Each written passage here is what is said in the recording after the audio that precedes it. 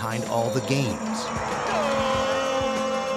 Inside for the Monster Jam. Behind the TV highlights. And all the traditions is a hidden side of college sports. Principal support for this program is provided by the William and Flora Hewlett Foundation. Additional support is provided by Lumina Foundation for Education and the Annenberg Foundation.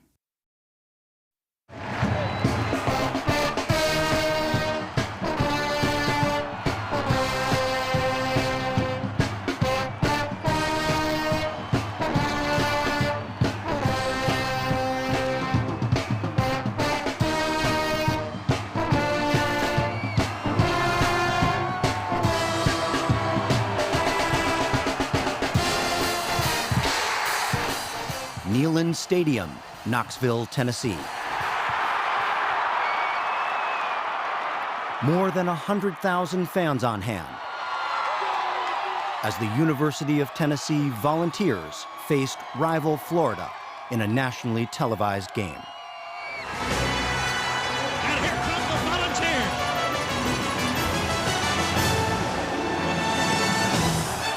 College sports is bigger than ever. It's so seductive.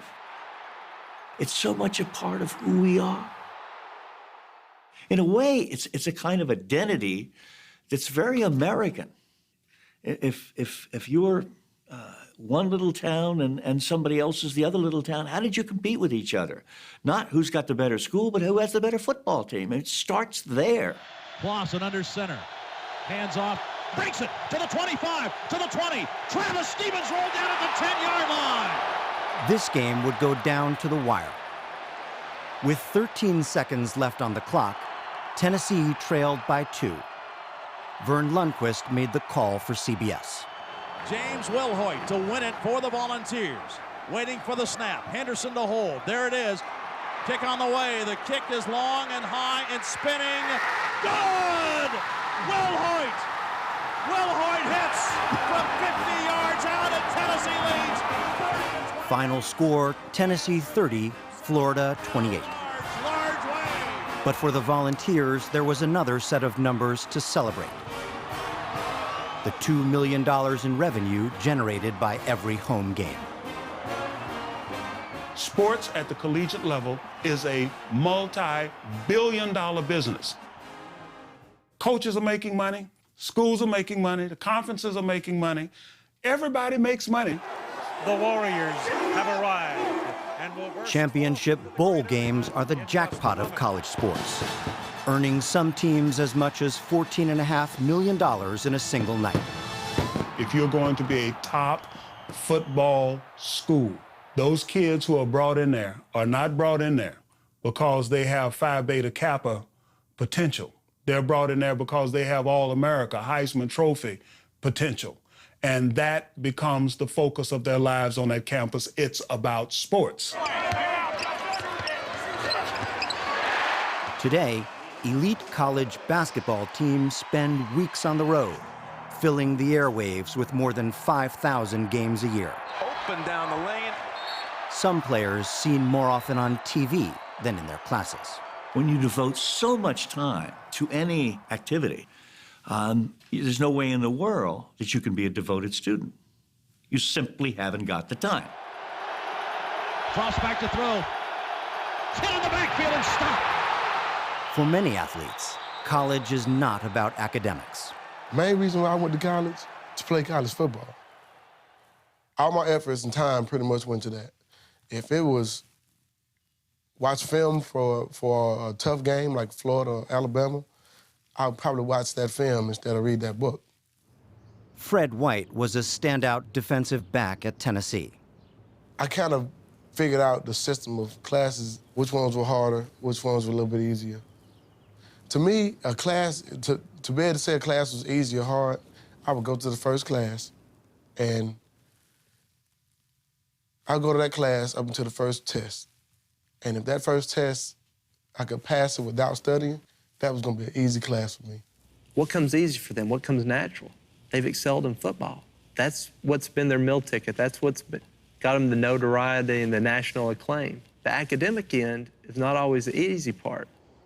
Academic counselors like Tennessee's Dan Carlson see many athletes put sports ahead of studies. There's a culture in major college sports. There's something wrong that sometimes they perceive it's a weakness to be a good student.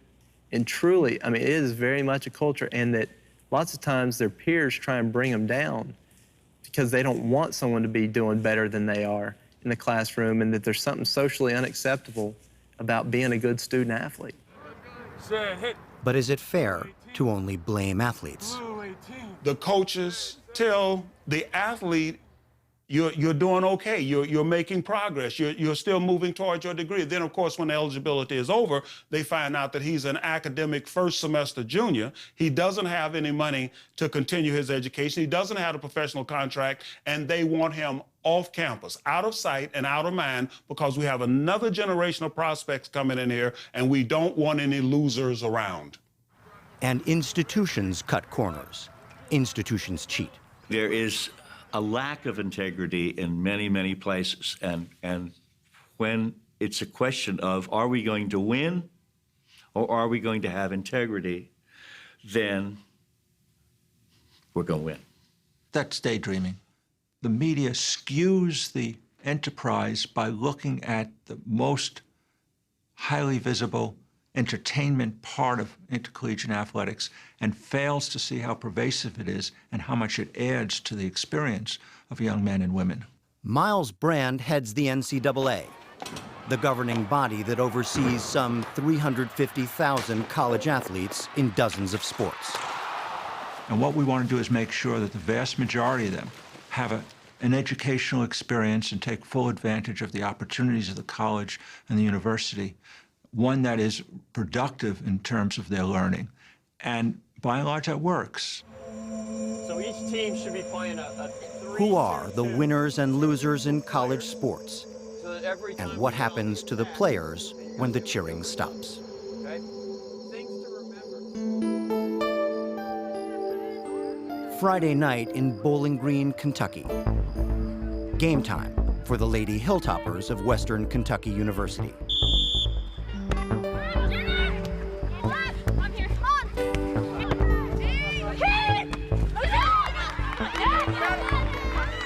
On the field for Western Kentucky was senior Allison Nellis.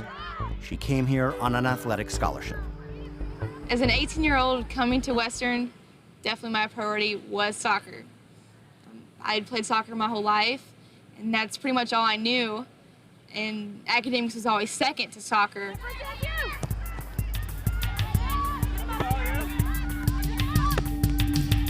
Allison's priorities quickly landed her in trouble.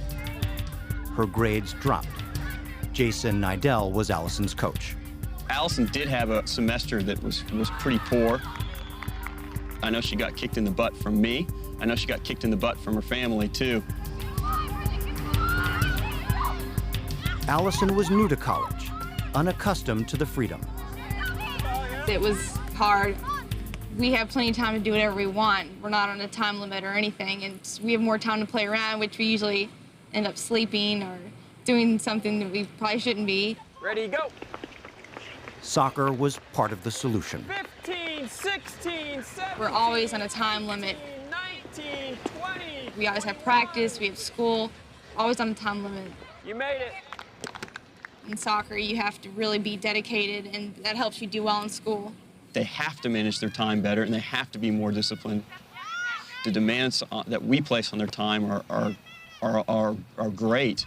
Allison and her teammates devote about 16 hours a week to soccer. It's a lot more than just teaching the game of soccer. Hopefully they take away discipline and teamwork and leadership and a lot of issues about self-pride and self-worth, and hopefully we're able to show that to them and help them grow. Well done. It worked for Allison.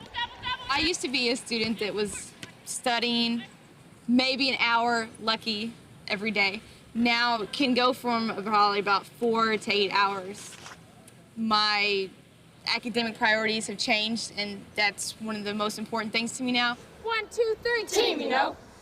Athletics helps the educational experience. It helps in competitiveness, which is part of the American way. It helps in creativity, persistence, pursuit of excellence, doing your homework, practicing. In for the Lady Toppers, number 14, Allison Nellis. Allison joined Western Soccer in the program's first year. Since then, it's gotten better. Now the program's established, we're able to recruit more talented soccer players. We always talk to our team about this. We say our job is to recruit players better than you. Your job is to make sure we can't. And that first class has done an incredible job of making sure we can't. Western Kentucky. They've laid the foundation for what's going to happen over the next 15 or 20 years for this program. It's definitely going to be a program in the future that's going to be highly competitive with top 20, top 10 teams. Big time program. Final score, Western Kentucky 3, Louisiana Lafayette 1. Allison went on to graduate.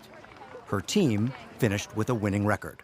You got to have a successful program, and we're going to compete, and we're going to win.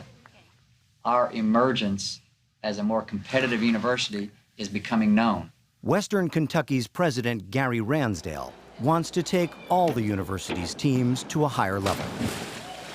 We're investing more, and we're bringing in more. That athletic budget has gone from, I'm going to say, $6 million to close to $12 million.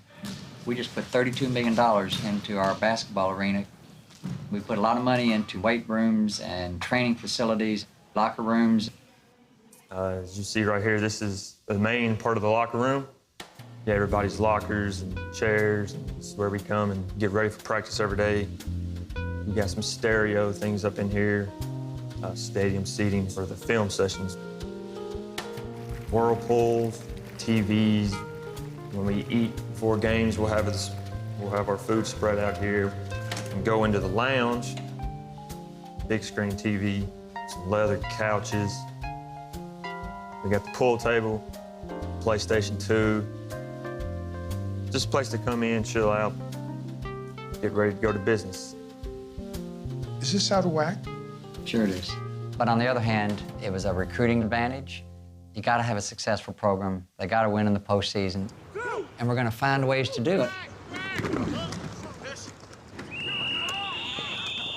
What does a high-profile team do for a university?